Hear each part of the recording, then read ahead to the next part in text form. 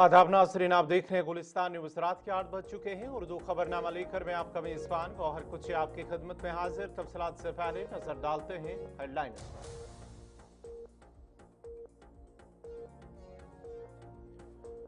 12,000 kilogram सड़े और गैर मयारी गोश्त की जब्ती मामला। 15 रोज गुजर जाने के बावजूद कोई टेस्ट रिपोर्ट सामने ना आना बाइस तशवीश। मीरवाइस उमर फारूक कहा, ऐसी ताखीर आवाम की जिंदगियों के लिए खतरा।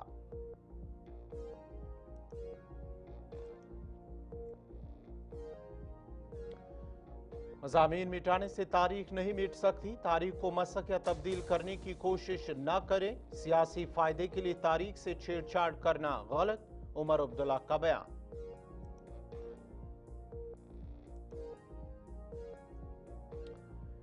किश्तवाड़ चसोटी के मकाम पर रेस्क्यू ऑपरेशन छठे दिन भी रहा जारी। मजीद 3 लाशें बरामद होने के साथ मरने वालों की तादाद 67। लाशों को निकालकर लवाकिन के हवाले करना हुकूमत की तरजीह। उमर अब्दुल्ला।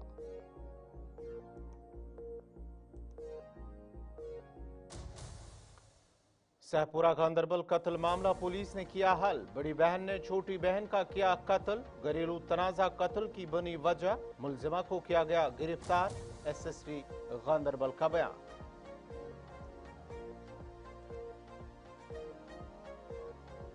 और मेंढर में ड्राइवरों की मनमानी और लापरवाही पर उठे सवाल। गाड़ियां नदी के बीच से गुजार कर मुसाफिरों की जान को डाल रहे खतरे में। अवाम ने इंतजामिया से ड्राइवरों के खिलाफ सख्त कार्रवाई का किया मुतालबा।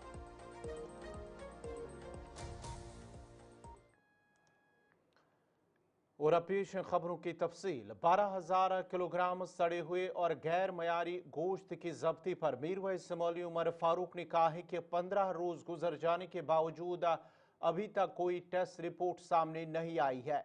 एक्स पर एक पोस्ट में मीरवाइस मौलवी उमर फारूक ने लिखा कि ऐसी ताखीर न सिर्फ आवाम के एतमाद को मजरू करती है बल्कि शहरियों की जिंदगियों को भी खतरे में डालती है। माहिरीन का कहना है कि इस तरह के मामलात में शफाफियत और बरवक्त कार्रवाई नहायत ज़रूरी है ताकि अवामी सेहत को महफूज बनाया जा सके। ज़राए के मुताबिक अवामी हलकों ने मुतालबा किया कि हुकाम फौरी तौर पर इस मामले में संजीदगी से तवज्जो दे और जिम्मेदारों के खिलाफ सख्त कार्रवाई करे।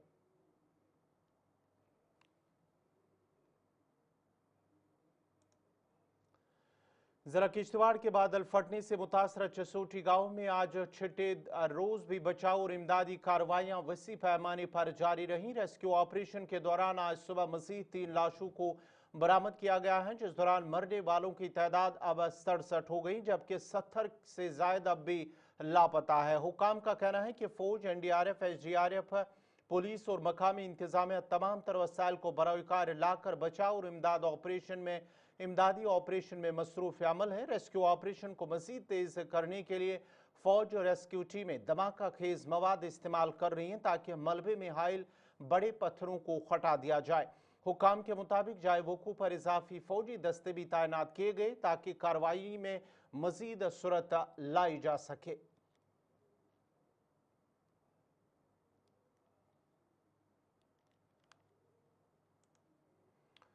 इधर जम्मू कश्मीर के वज़ीर आला उमर अब्दुल्ला ने चसोटी किश्तवाड़ सानिया पर कहा है कि इलाके में लापता अफराद के जिंदा होने की उम्मीद ना के बराबर है, ताहम कोशिश है कि लाशों को निकाल कर उनके घरवालों के हवाले की जाए ताकि उनकी आखिरी रसूमात अंजाम दी जाए। हालात हैं वो आपके सामने हैं और दिन ब दिन अब ये तो अब हम मान के चलें कि जो लोग लापता हैं कोई 70 के आसपास, उनको अब जिंदा खोज के निकालना अब लगभग नामुमकिन बन रहा है। अब इन हालात में हमारी कोशिश रहेगी कि जितने ज़्यादा लोगों के हम डेड बॉडीज़ रिट्रीव करके कम से कम उनके घर वालों को दे सकें ताकि वो सही तरीके से उनके अंतिम संस्कार जो हैं वो कर सकें, ये हमारी कोशिश रहेगी। उसके बाद जो वहाँ पे लोकल लेवल पे हमें उनकी मदद करनी होगी, उन्होंने 3-4 चीज़ें जब मैं वहाँ पे गया था मेरे सामने रखे। उन पे हम गौर कर रहे हैं, जितना हमसे हो सकेगा हम कर रहे हैं। वो तो ग्लेशियल लेक्स जो है उनके बर्स्ट, उनके जो फटने की जो खतरा, उनका जो खतरा रहता है उसको कम करने के लिए।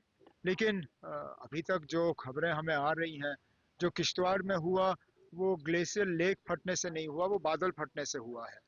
अब इसके लिए हमें एक टीम ऑफ एक्सपर्ट्स जो है मुकर्रर करके अब हमें देखना चाहिए कि कौन से ऐसे इलाके हैं जहां सबसे ज़्यादा खतरा है। अब कुछ महीने पहले यही ठीक यही चीज़ रामबन में देखने को मिली। उस वक्त माली नुकसान बहुत हुआ, जानी नुकसान कम। इस बार जानी नुकसान बहुत हुआ क्योंकि ऊपर वाले का करना ये था कि वहाँ से यात्रा चल रही थी तो यहाँ से बादल फटा।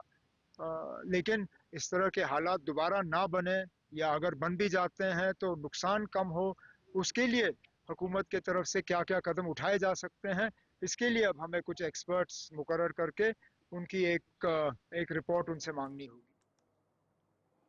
वज़ीर आला उमर अब्दुल्ला ने कहा कि सियासी फ़ायदे के लिए तारीख से छेड़छाड़ करना गलत है। उन्होंने कहा है कि किताबों से मज़मून मिटाने से तारीख न तो मिट सकती है और न ही बदल सकती है।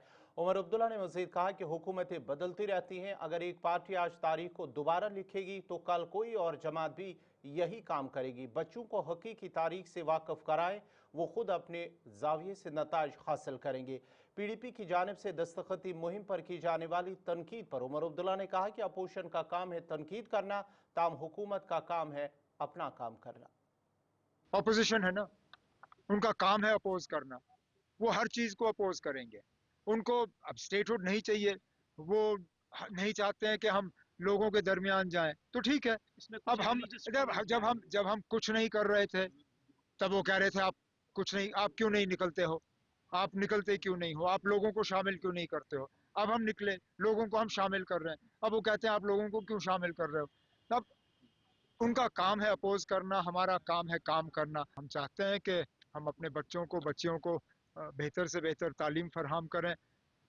हम जानते हैं कि तालीम में कुछ खामियां हैं, कुछ कमज़ोरियां हैं, चाहे वो इंफ्रास्ट्रक्चर को लेके हो, चाहे दूर दराज इलाकों में टीचरों की कमी है। और जो नया इंफ्रास्ट्रक्चर आया है उस नए इंफ्रास्ट्रक्चर को किस तरह इस्तेमाल किया जा सकता है। जो बजट में हमने कुछ ऐलान किए थे मॉडर्न क्लासरूम्स के और K-12 स्कूल्स के, उसके बारे में। तो ये वन डे वर्कशॉप है। मैंने तो इनसे यही कहा हुआ है कि ये अगर 10 चीज़ें एक रोड मैप के तहत 10 हमें अपनी सिफारिशें दें तो उस पर हम अमल कर लेंगे। हिस्ट्री के साथ छेड़छाड़ करना, और खासकर जब सियासी लोग ये करते हैं तो गलत है, क्योंकि अब कल को हुकूमत बदलेगी, बदलनी है, आज नहीं तो कल, कल नहीं तो परसों। कोई हुकूमत हमेशा के लिए नहीं होती। अब मान के चलिए कल को बीजेपी की हुकूमत नहीं होगी, कोई और हुकूमत होगी, वो आरएसएस के खिलाफ चैप्टर लिखना शुरू करेंगे, फिर क्या करोगे। फिर हुकूमत बदलेगी, वो चैप्टर निकलेगा, दूसरा चैप्टर आ जाएगा। तो इसलिए अब जहाँ तक हो सके इन चीज़ों को सियासत से दूर रखना चाहिए। जो हमारा हिस्ट्री है बच्चों को वो सीखने दीजिए, उसके बाद बच्चे खुद फैसला करें। जो सही है वो सही है, जो गलत है वो गलत है। अब जम्मू स्टेट कैंसर इंस्टीट्यूट में सर्वाइकल कैंसर की वैक्सीनेशन का आगाज हो चुका है। ये वैक्सीन 9 से 15 साल की उम्र की लड़कियों को दी जाएगी ताकि उनको बचाया जा सके। इस वक्त खवातीन में सर्वाइकल कैंसर में इजाफा हो रहा है और इसको मद्देनजर रखते हुए वैक्सीन का आगाज कर दिया गया है। इसका इफ्तिताह आज वजीर सेहत सकीना मसूद यत्तू ने किया है। इस मौके पर रुकन असम्बली विक्रम रंधावा और रुकन असम्बली अरविंद गुप्ता भी मौजूद थे। मुझे लगता है बहुत अच्छी शुरुआत है जो जम्मू कश्मीर में हुई है, और इस मिशन में, इस प्रोग्राम में सबसे ज़्यादा अगर किसी को हम मुबारक देंगे वो ऑनरेबल चीफ मिनिस्टर साहब को देंगे, जिन्होंने उसकी शुरुआत यहाँ पे की है आज जम्मू कश्मीर में। और आज हम यहाँ तक पहुँच पाए कि आज हम लोगों को ये वैक्सीनेशन करने के लिए जो डोज दिया जाता है, और इसमें मैं समझती हूँ कि डॉक्टर्स का भी रोल है जो इसमें काम कर रहे हैं, जो लोगों तक ये वैक्सीन पहुंचा रहे हैं, और लोग ज़्यादा से ज़्यादा इस वैक्सीन का इस्तेमाल करें ताकि वो सर्वाइकल कैंसर से बच जाए। जैसे इसकी एज जो है 9 अप टू 15 इयर्स जो है वो एज लिमिट है इस वैक्सीन का करने का। तो मैं कोशिश करूँगी ताकि हम भी और आप तो मीडिया के जो भाई बहनें हैं यहाँ पे, आप भी इसमें मदद कर सकते हैं, लोगों तक ये बात पहुँचा सकते हैं। जैसे अभी मैंने पूछा था कि कितना अगर टोटल हम सारे जो इस एज ग्रुप के हैं उनको कवर करेंगे, बच्चे हैं अभी, तो 5 लाख के करीब की ज़रूरत है इस वैक्सीनेशन की पूरे जम्मू कश्मीर में, अगर इस एज ग्रुप के बच्चों को हम कवर करेंगे। और हम कोशिश करेंगे कि ज़्यादा से ज़्यादा कवरेज हो, ज़्यादा से ज़्यादा जम्मू कश्मीर में इस बीमारी से छुटकारा मिल सके जो सर्वाइकल कैंसर है।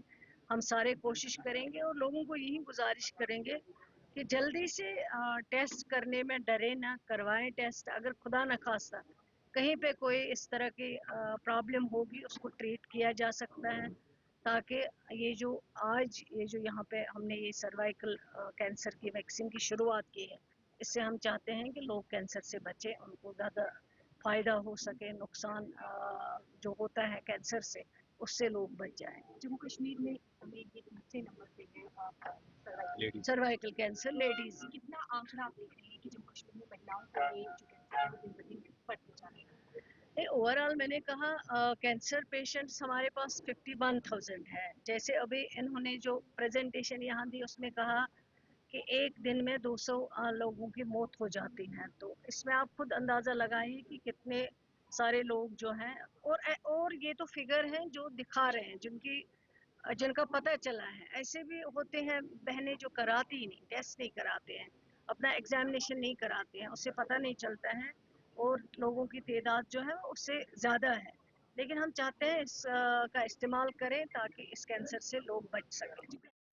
ब्रेक के बाद आपका दोबारा खैर मकदम है। जम्मू के सुपर स्पेशलिटी अस्पताल में आज नर्सिंग कॉलेज की तलबा ने जोरदार एहतजाज किया। तलबा का कहना है कि गुज़श्ता 2 बरस से वो स्टिपेंड की मांग कर रहे हैं, मगर अभी तक कोई सुनवाई नहीं हुई है। तलबा का मुतालबा है कि उन्हें कम अज़ कम 6,000 रुपये माहाना वजीफ़ा दिया जाए। काबीना वजीर सकीना यत्तू ने 2 माह कबल तलबा को यकीन दहानी कराई थी कि उनके मुतालबे को पूरा किया जाएगा, मगर अभी तक कोई सरकारी हुक्मनामा जारी नहीं हुआ। तलबा ने खबरदार किया कि अगर उनका मुतालबा फौरी तौर पर पूरा न किया गया तो वो जम्मू कश्मीर के तमाम नर्सिंग कॉलेजों में हड़ताल शुरू करेंगे, जिसकी तालीमी और सेहती निज़ाम बुरी तरह मुतासर हो सकता है। जी हाँ मैम, एक्चुअली मैम ये इशू है जो स्टेपन है बीएससी नर्सिंग स्टूडेंट्स का, बाकी स्टेट्स में हर किसी स्टेट्स में मिलता है। हर जगह पे मैम ये आर्डर है, जितने भी स्टेट्स में इंडिया में हर जगह पे इनको क्या होता है 10,000 14,000 हर जगह पे मिल जाता है एमबीबीएस का हाफ। अब मैम हमने लास्ट ईयर ये इशू उठाया था कि जितने भी नर्सिंग स्टूडेंट्स है जम्मू कश्मीर में, जितने भी कॉलेज है, हम भी मैम सेम उन्हीं की तरह काम करते हैं। नियर अबाउट मैम हम पर ईयर अगर 12 मंथ्स होते हैं उसमें हम 6 मंथ्स हम हॉस्पिटल में देते हैं, लेकिन मैम लास्ट में हमारी 6 मंथ्स की इंटर्नशिप होती है। हम भी डिमांड कर रहे हैं कि हमें भी उसी तरह स्टेपन दे दो। तो मैम हमने ये इशू उठाया, हर जगह पे मैम हम गए। इसके बाद मैडम ने खुद अप्रूव किया कि हम ये कर लेंगे, आप टेंशन नहीं लो, हम ये कर लेंगे। उसके बाद मीटिंग हो रही थी, फाइनेंस डायरेक्टर ने मैम आर्डर दिया है डायरेक्टली कि कॉलेज को आप बताओ कि कितना स्टेपन होना चाहिए। हर आधे कॉलेजों ने मैम ये लिखा है कि हम 6,000, आधे ने बोला 10,000 है। उसके बाद मैम क्या हुआ, जब अब मैडम के पास वापस फाइल आई फाइनेंस डायरेक्टर से, उसने लिखा कि 6,000 हम इनको दे देंगे, 6,000 हम इनको दे देंगे। मैडम ने मैम लास्ट टाइम हम जम्मू से जाते हैं 5-6 लड़के मैम सेक्रेटरीट जाते हैं श्रीनगर, हमारा मैम खर्चा नियर अबाउट आप मान के चलो 9,000 आता है हर किसी चक्कर में। यहाँ से जब हम श्रीनगर जाते हैं सेक्रेटरीट, तो मैं वहाँ पे मैडम क्या बोलती है, मैडम बोलती है हम विद इन डेज हम इसका आर्डर निकाल देंगे, आप जाओ अभी यहाँ से। तो मैम हम कश्मीर से वापस आ जाते हैं जम्मू, हम मैम यहाँ पे पढ़ते हैं। तो मैम तब से 2 महीने हो गए, अभी तक मैम आर्डर नहीं आया। अब मैडम से बात करने की कोशिश करते हैं, मैडम वहाँ से टाल देती है। मैडम बोलती है चलो आप उधर साइड में देख लेंगे आपका issue. No, she totally ignored me.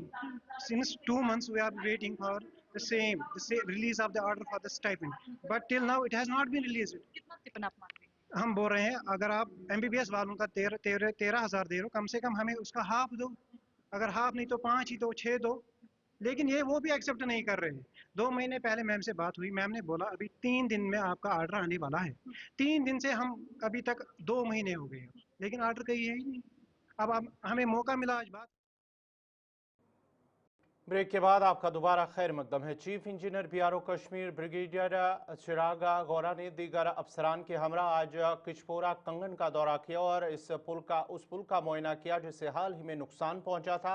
इस मौके पर उन्होंने जारी काम का जायजा लिया और कहा कि पुल पर पहले ही काम शुरू कर दिया गया और उम्मीद है कि ये पुल दिसंबर के आखिर तक काबिल आमद रफ्त बनाया जाएगा। उन्होंने मजीद कहा कि बीआरओ की जानब से पुल के तैयार होने तक ट्रैफिक के आमद रफ्त के लिए एक मुतबादिल डाइवर्शन बनाया गया ताकि लोगों को मुश्किलात का सामना न करना पड़े।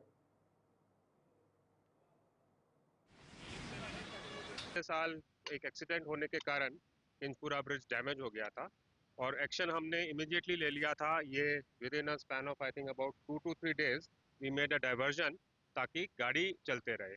उसके बाद यात्रा होनी थी, यात्रा में we didn't want traffic to get stranded या उनमें डिले हो, इसलिए हमने इस ब्रिज का खोलने का काम स्टार्ट नहीं किया। कॉन्ट्रैक्ट ऑलरेडी हो गया है, इस ब्रिज को अभी खोला जाएगा and in the mean time जो आपने डाइवर्जन देख रहे हैं उसको हमने ब्लैक टॉप कर दिया है ताकि ट्रैफिक में कोई रुकाव ना आए। And I think by December we are hopeful that this bridge will be, the new bridge will be repaired, will be ready for launch. देख रहे हैं डाइवर्जन क्रिएट किया गया है, इस पे अभी और हम चैनलाइज कर रहे हैं वाटर ताकि वो वाटर उसको डैमेज ना कर पाए।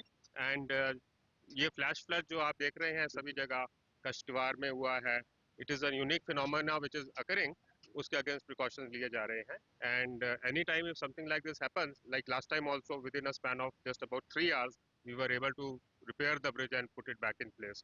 So we are always ready to cater for any kind of unforeseen.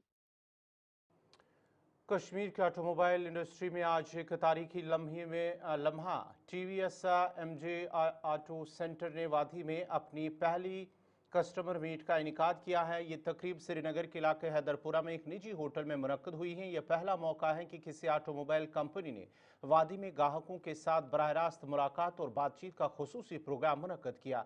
इस मौके पर टीवीएस कंपनी ने अपनी समाजी वाबस्तगी और कस्टमर सेटिस्फैक्शन के अज़म को एक बार फिर दोहराया है। तकरीब में 15 नई टीवीएस ऑटो गाड़ियाँ सार्फिन के हवाले की गई हैं। उनमें ज़्यादातर अफराद गरीब और पसमानदा तबके से ताल्लुक़ रखते हैं। गाड़ियाँ खरीदारों की ज़रूरियात और तरजीहात के मुताबिक फराहम की गई हैं, जो कंपनी के कस्टमर फर्स्ट अप्रोच को जाहिर करता है। अब तक वादी कश्मीर में 475 ऑटो गाड़ियाँ फराहम की जा चुकी हैं और सार्फिन की जानिब से भरपूर इत्मीनान और मज़बूत रद्दअमल सामने आया है।